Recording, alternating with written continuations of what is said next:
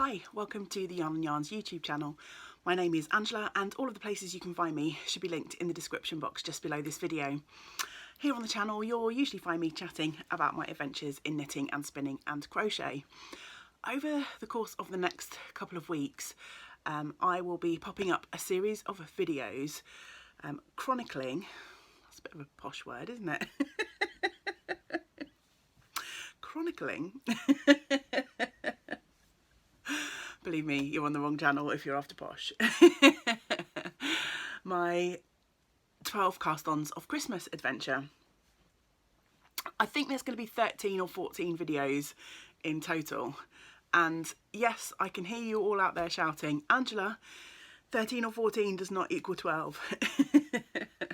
And I assure you my maths isn't quite that bad. I thought I would start today by chatting a little bit about the background of the 12 cast-ons, and I also thought I might confess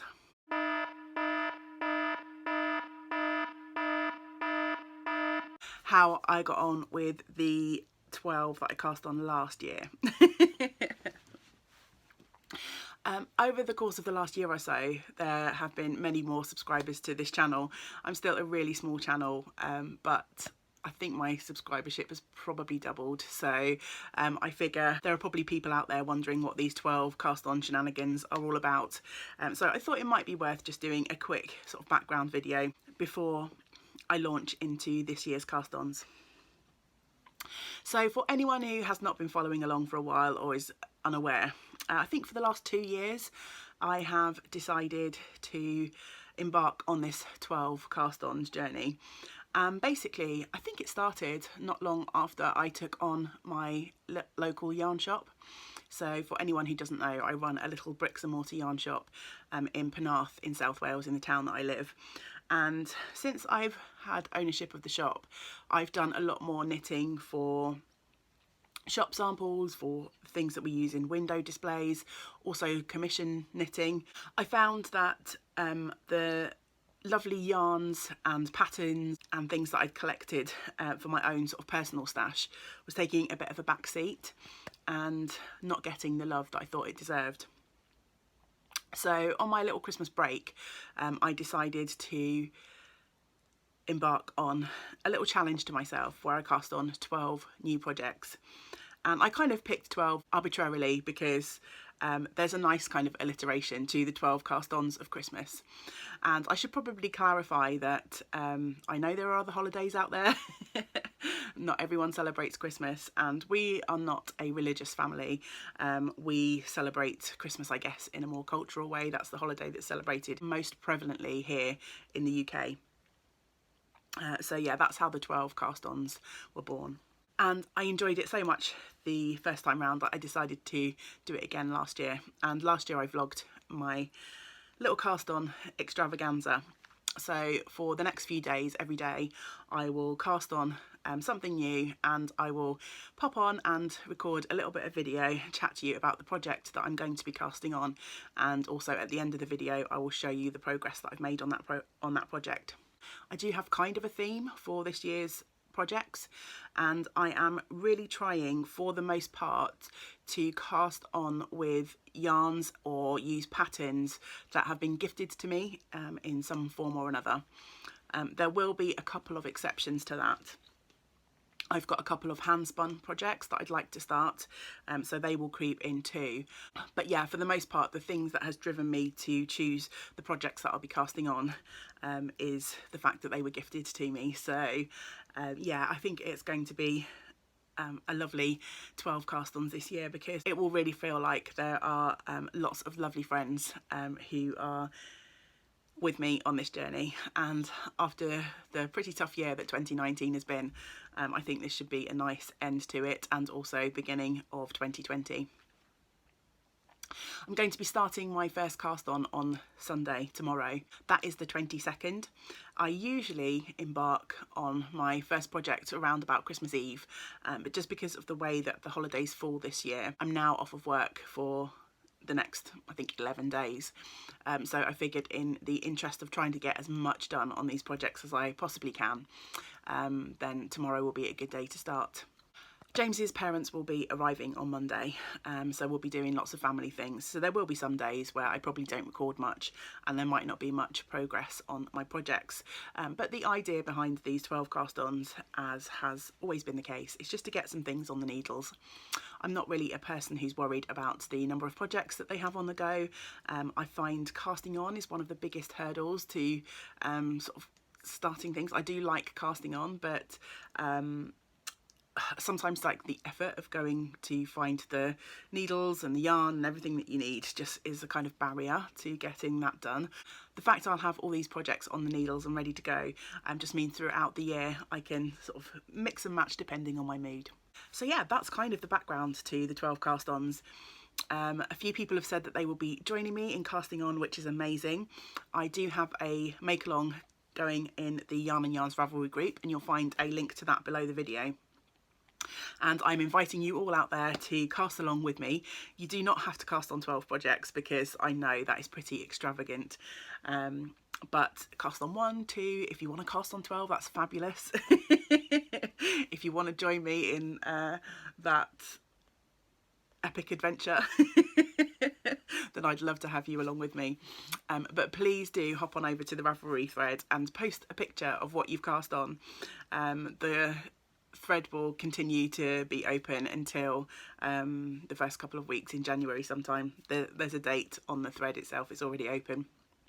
So yeah, post a picture of what you've cast on, and at the end of the make along I will pick out a prize winner and I'll send something lovely. I haven't decided what that's going to be yet, but I'll send something lovely to 1, maybe 2, depending on how many cast-ons we get, people that have participated in the make along.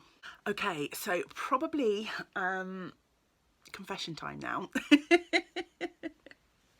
Let's see how I got on with my projects last year. So I've got a few things piled up next to me, and of the 12 projects that I started, I've managed to finish 7. I actually frogged 1 and I've got 4 that are still in progress, 2 of which have not been touched since I cast them on, which I know just sounds, yeah. But I still want those projects, and actually one of them has been touched, the other one hasn't. One's had a few rows added to them. And you might be thinking, why Angela, are you about to add 12 more projects onto the needles when you've got 2 that are still languishing there? And the answer is I just enjoy doing it. I don't think I need to justify myself to anyone.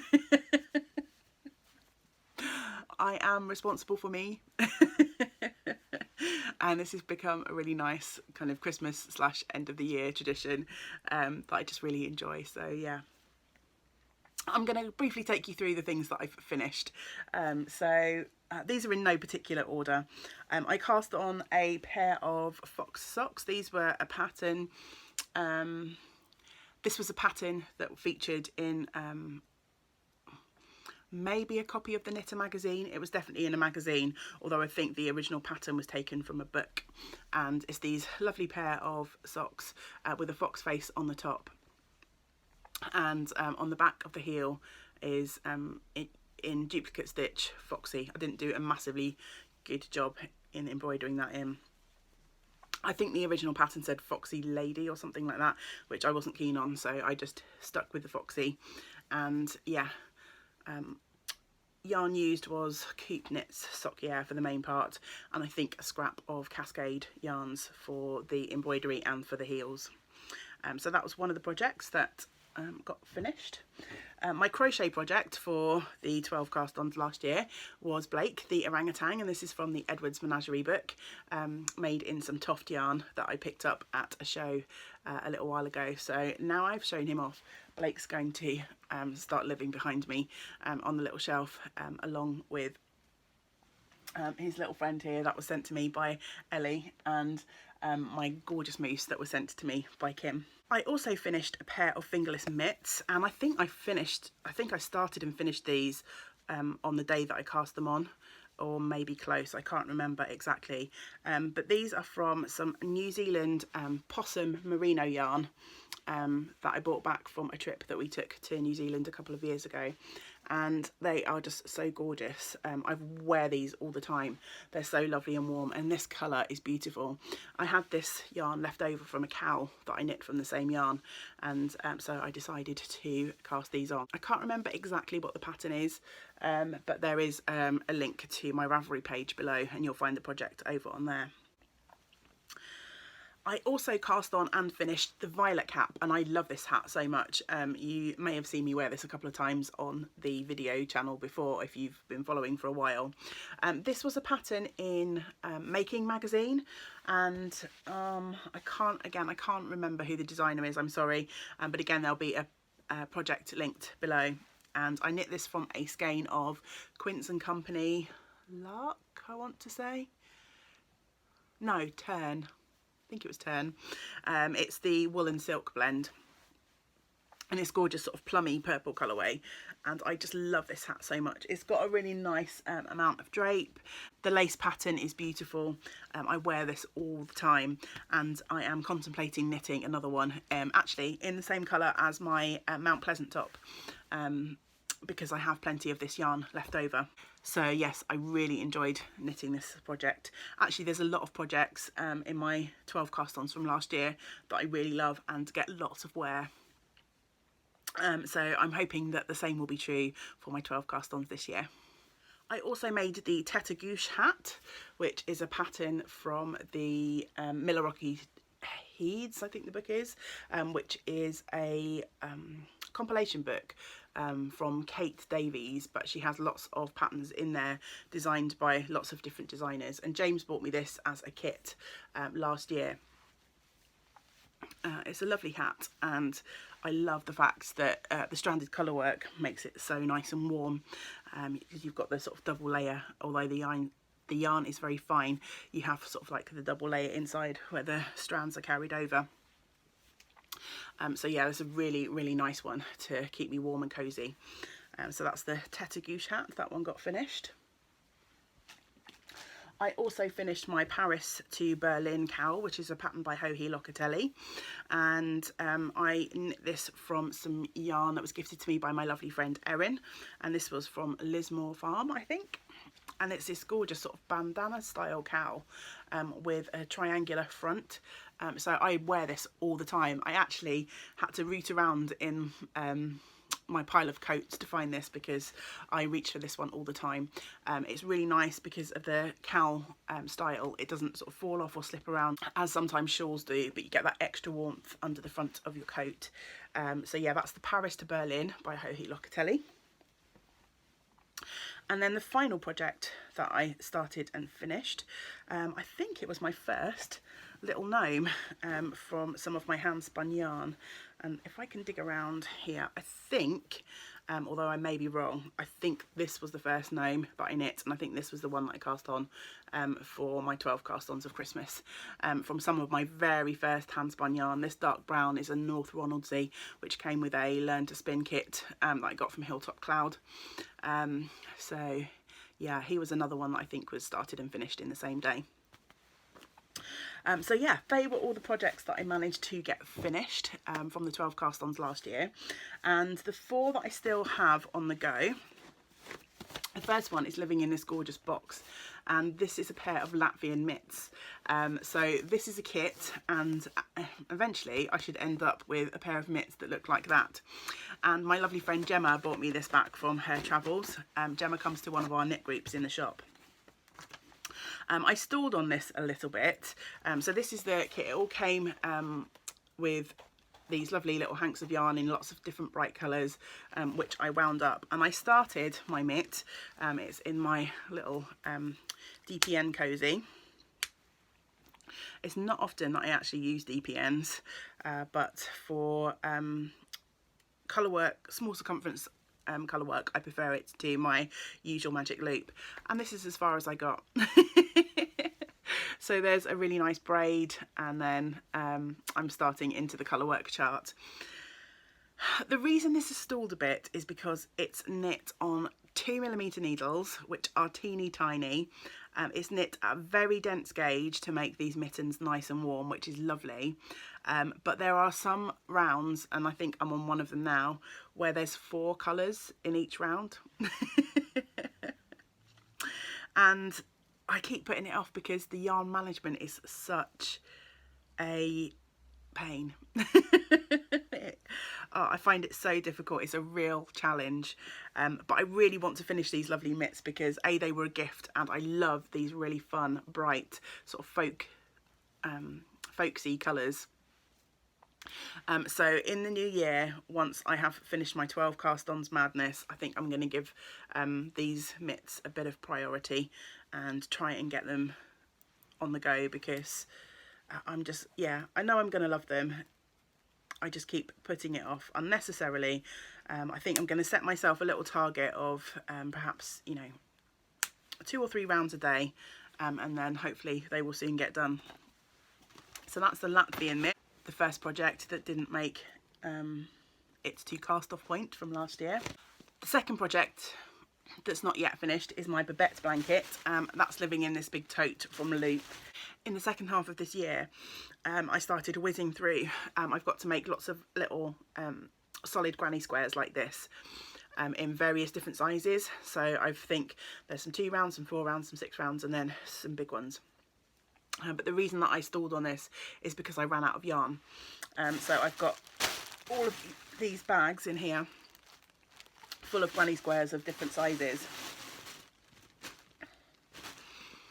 and different colour combinations, and I'm using some Cama Rose yarn for that I purchased at Loop in London, hence why it's living in the Loop bag. But I ran out of yarn, but back in November when I visited London for a couple of days, I went to Loop and purchased some more. So hopefully, fingers crossed, there is enough yarn in that bag. Now get me almost finished, or if not finished, on that blanket. So there's no excuse once the new year comes around to get on and finish that blanket project. On the shelf behind me, which is where a lot of my projects in progress live, I have not in that bag. Thought it was in that bag. Oh. In this bag. No, not in that bag either.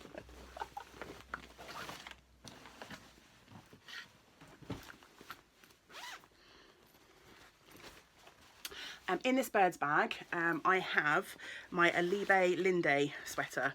So this was a project that was published in Pom Pom magazine, and let me flick through and find the picture to show you. It's a lovely textured sweater. It's a little bit difficult to show you because the colours are a little bit dark, but it's got a sort of textured bottom and then a sort of plain top. There's a red version and a brown version. I think you can just about see the plainness in the top of the brown version there.